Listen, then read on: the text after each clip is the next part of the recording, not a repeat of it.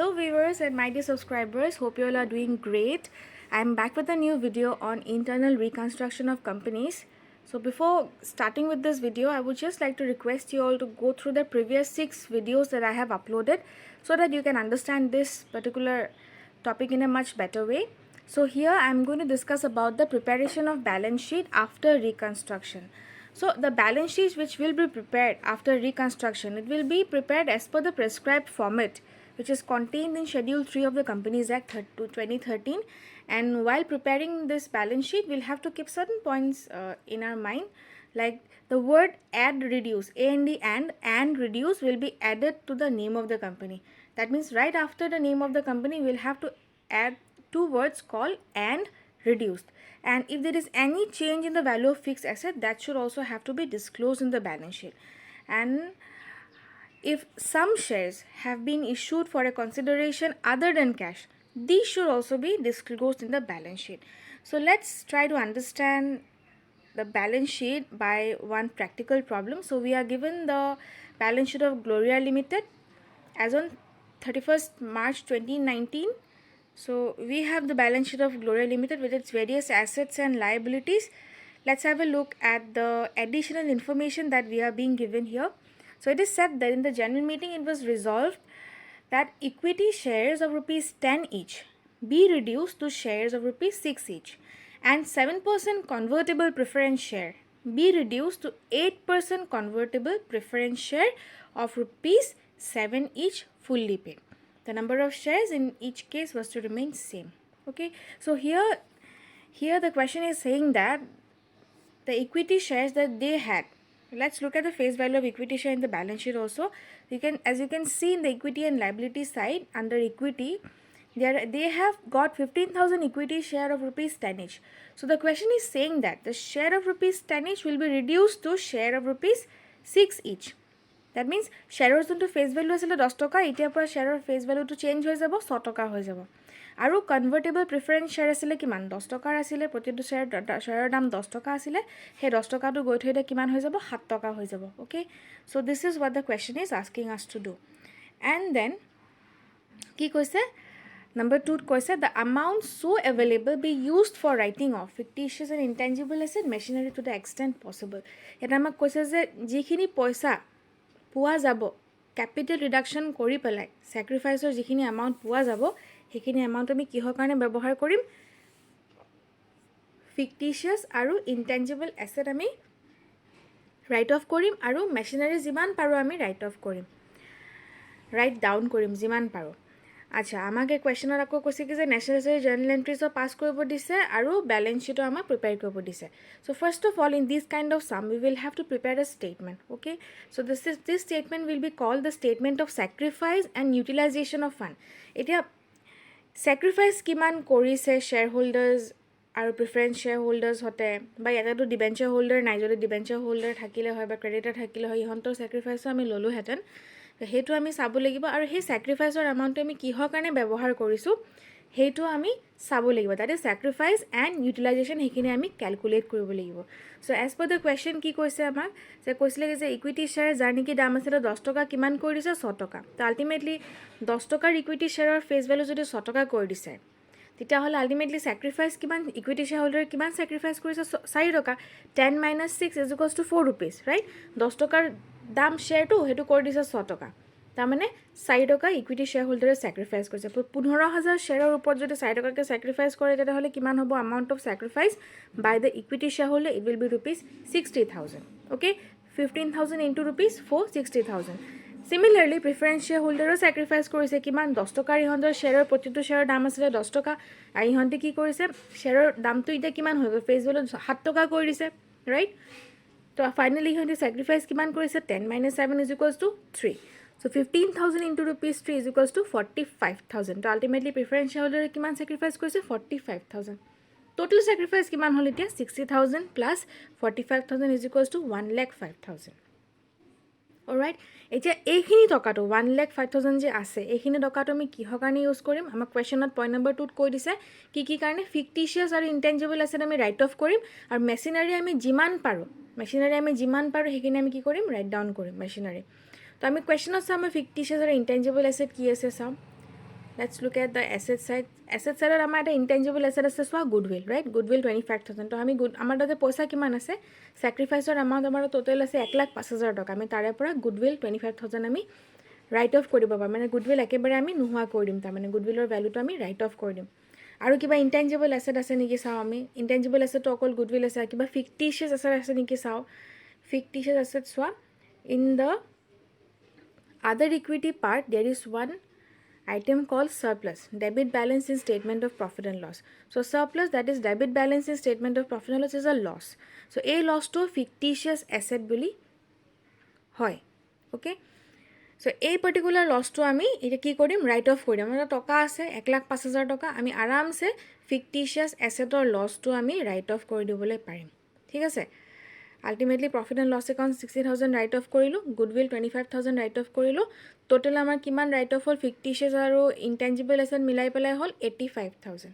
আছে কিমান আমাৰ হাতত, sacrifice amount আছে 1,05,000 টকা, write off কৰা হ'ল 85। তো ফাইনালি আমাৰ তাতে কিমান এমাউণ্ট থাকিলে, আমাৰ তাতে এমাউণ্ট থাকিলে কিমান 1,05,000 মাইনাছ 85 কৰিলে কিমান থাকে 20,000। আৰু আমাক কি যদি পইচা থাকে আমাক কি ৰাইট অফ কৰিব দিছে, machinery to the extent possible. Machinery আমি যিমান পাৰোঁ মেচিনাৰী ভ্যালুটো আমি ৰাইট ডাউন কৰিম। এতিয়া মেচিনাৰী ভ্যালু কিমান আছে চোৱা, মেচিনাৰী ভ্যালু আছে 1,60,000। এতিয়া আমিতো 1,60,000 ৰাইট ডাউন কৰিবলৈ নোৱাৰোঁ, ৰাইট অফ কৰিব নোৱাৰোঁ, বিকজ আমাৰ তাতে সিমান টকা নাই। আমাৰ তাতে কিমান আছে 20,000। So' we will be writing down the machinery to the extent of 20,000। Okay, so' machinery আমি ৰাইট ডাউন কৰি আছোঁ কিমান 20,000। ৰাইট অফ মানে যেতিয়া আমি এটা এছেটৰ পূৰা ফুল ভ্যালু আমি যেতিয়া মানে মোহাৰি দিওঁ, ফুল ভ্যালু যেতিয়া আমি নোহোৱা কৰি দিওঁ সেইটোক ৰাইট অফ বুলি কয়। আৰু যেতিয়া আমি এটা ভ্যালু জাষ্ট ৰিডিউচ কৰোঁ তেতিয়া সেইটো ৰাইট ডাউন বুলি কয়। অ'কে, তো মেচিনাৰী 20,000 আমি ৰাইট ডাউন কৰি আছোঁ। তো আল্টিমেটলি আমাৰ 1,05,000 টকা যি আছিলে, so' the amount is fully utilize for writing off fictitious and intangible asset and writing down one item called machinery. Okay, so we will be doing the journal entries now. First of all, আমি entry pass কৰিম equity share capital যে আমি denomination change কৰিছোঁ, reduce কৰিছোঁ, right? তাৰে আমি journal entry pass কৰিম। তো আমাৰ equity share capital old denomination কিমান আছিলে 10 rupees আছিলে, right? So 15,000 শ্বেয়াৰৰ ওপৰত যদি 10 টকা প্ৰতিটো শ্বেয়াৰৰ দাম হয় টোটেল কিমান হ'ব 1,50,000। চ' সেইটোতো নাথাকিব এতিয়া, গতিকে সেইটো কমাব লাগিব, because we have reduce the face value of the shares, right? So' আগৰটো তোমাৰ কমি যাব, সেইকাৰণে আগৰটো ইয়াতে আমি ডেবিট কৰিছোঁ। ইকুইটি শ্বেয়াৰ কেপিটেল কমা মানে ডেবিট কৰা। আৰু ইকুইটি শ্বেয়াৰ কেপিটেল একাউণ্ট ₹6 আমি কি কৰিছোঁ ক্ৰেডিট কৰিছোঁ, because this is a new denomination share that will exist in the company. So' we will have to increase that share capital. So' we have credited the equity share capital account of ₹6 per share ₹6 each, because capital increase credit, all right? And then the sacrifice amount kiman sacrifice korile 10 minus 6 korile kiman 4 rupees। 15,000 or share or uporot 6 toka ke jodi sacrifice korise to 15,000 into share into ₹4 korile kiman hobo 60,000। So the sacrifice amount will go to capital reduction account, and since it is a capital kind of an account which is of capital nature, so আমি পইচা তাতে সোমাইছোঁ, আমাৰ capital reduction account increase হৈছে, increase হোৱাৰ কাৰণে কি হৈছে credit হৈছে একাউণ্টটো। ঠিক আছে, so the narration goes as being 15,000 equity shares of ₹10 each fully paid reduced to equity share of ₹6 each fully paid and balance transferred to capital reduction account as per special resolution number ... and confirmed by the NCLT wide order dated something. So here you'll have to remember that since it is a reduction which involves sacrifice from the shareholders, creditors hobo pare, so we will have to take permission approval by the National Company Law Tribunal, and that thing has to get mentioned in the narration also, all right? And then the next entry relates to 7% convertible preference shares unto ami dam to komaisu, face ভ্যালুটো যোনটো আমি কমাইছোঁ। So' 7% convertible preference share old denomination কিমান আছিলে 10 টকা। So' 7% convertible preference share old denomination account debit, because it is a capital account and capital decrease debit. So' we have debited 7% convertible preference share capital account which is amounted to ₹1,50,000। Alright, কেনেকৈ 15,000 preference share আছে, প্ৰতিটো শ্বেয়াৰৰ দাম 10 টকা, ঠিক আছে, 1.5 লাখ টকা। চ' নতুন শ্বেয়াৰৰ ডিনমিনেশ্যন কি হ'ব টু 8%, কুৱেশ্যনত আমাক কৈ দিছে টু 8% কনভাৰ্টেবল প্ৰিফাৰেঞ্চ শ্বেয়াৰ কিমান ডিনমিনেশ্যনটো 7 টকা।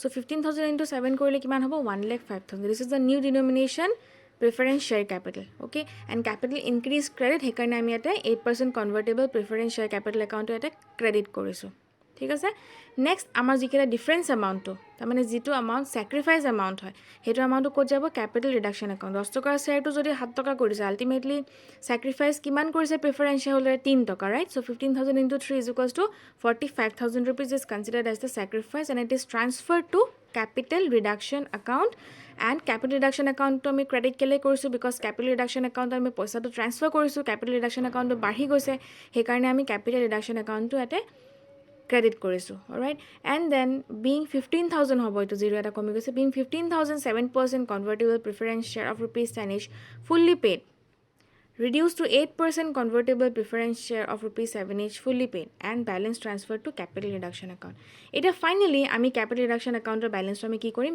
utilize কৰিম মানে আমি ব্যৱহাৰ কৰিম আমি কিহৰ কাৰণে ব্যৱহাৰ কৰিছোঁ আমি already statement of sacrifice and utilization আমি already এটা বনাইছোঁ আকবাৰ মই দেখাই দিওঁ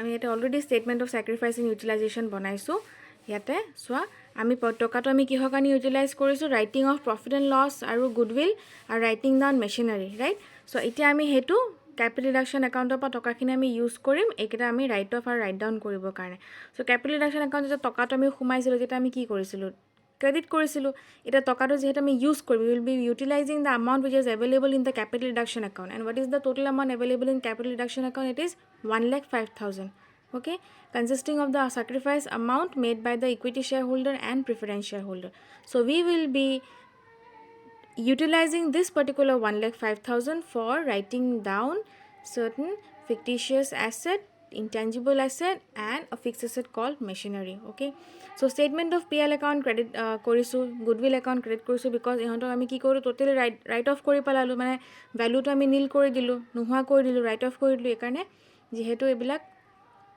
কি হয় ফিক্টিচিয়াছ এছেট হয় গুডউইলৰ ইনটেঞ্জিবল এছেট হয় সিহঁতৰ ভ্যালু কমাই দিলে কি হ'ব ক্ৰেডিট হ'ব এইকাৰণে এইটো একাউণ্টটো এটা ক্ৰেডিট কৰা হৈছে to statement of PL credit with the amount written off 60,000 and to goodwill account credit with the amount written off that is 25,000 okay aru machinery account ami eta credit korisu with the amount written down kiman ami machinery value written down korisilu 20,000 right so hetu amount ami eta ki korisu credit korisu and the narration being the amount of capital reduction account used for writing of deficit of statement of profit and loss goodwill and machinery as per scheme of reconstruction dated something so this is all about the journal entries now we will move ahead with the balance sheet of the company and I hope you remember what I said while starting this video so whenever we prepare a balance sheet after reconstruction so we will be adding after the name two words called and reduce and reduced reduced okay so we have got the balance sheet of Gloria Limited with the word and reduce additional word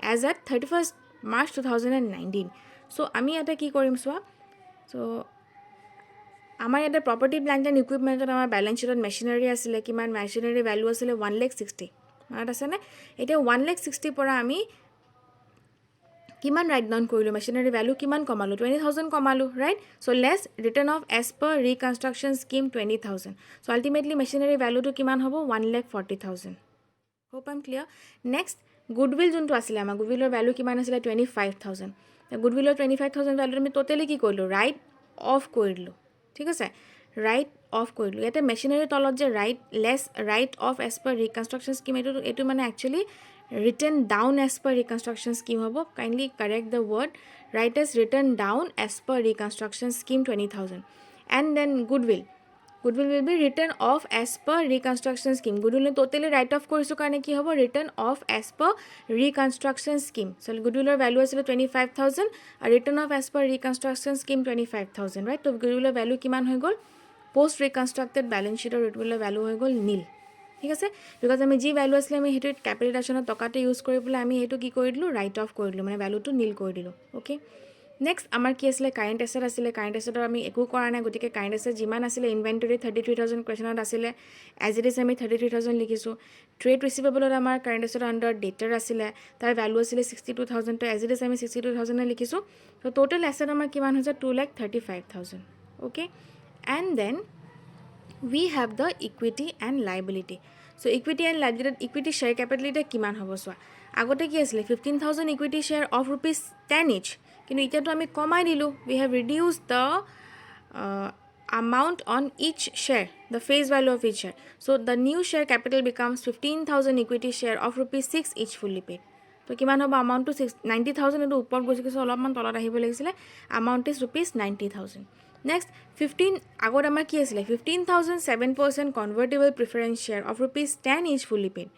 এতিয়া আমি নতুন share preference share capital কিমান হ'ব কুৱেশ্যনত আমাক দিয়া আছে, এডজাষ্টমেণ্টত আমাক কৈ দিছে যে নতুনটো হ'ব কিমান 15,000 8% convertible preference share of rupees 7 each. So 15,000 into 7 1,05,000. All right. So after this আদাৰ ইকুইটিত আমাৰ কি আহিব, আদাৰ ইকুইটিত আহিব সাৰপ্লাছ, যোনটো ডেবিট বেলেঞ্চ আমাৰ ষ্টেটমেণ্ট অফ পিএলৰ যোনটো ডেবিট বেলেঞ্চ আছিলে সেইটো আহিব, কিমান আছিলে 60,000, কিন্তু আমি টোটেল আমি কি কৰিলোঁ ৰাইট অফ কৰিলোঁ as per reconstruction scheme. So' surplus in statement of PL 60,000 আছিলে, কিন্তু আমি যিহেতু আমি অলৰেডি কেপিটেল ৰিডাকশ্যনৰ টকাটো ইউজ কৰি ৰাইট অফ কৰি দিলোঁ, চ' আমাৰ ইয়াতে কি হ'ল টোটেলি টকাটো ৰাইট অফ হৈ গ'ল, নোহোৱা হৈ গ'ল, আল্টিমেটলি ভেলুটো হৈ গ'ল নীল.